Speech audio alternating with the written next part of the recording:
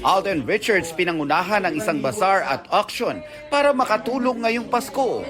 Sa Noche Buena, kasama raw ni Alden ang kanyang family. Yun talaga yung sacred para sa akin, yung quality time. Yung mas spend ko yung quality time ko with my family. It's showtime! Tuloy-tuloy ang pagpapasikat sa Madlang Kapuso dahil mapapanood pa rin ito sa Kapuso Network sa 2025. Sa isang pahayag, masaya at puno ng pasasalamat ang ABS-CBN at It's Showtime family sa GMA Network na magpapatuloy sa pagbibigay ng inspirasyon at kasiyahan tuwing tanghali. Korean actor na si Jung Hae-in, balik Pilipinas.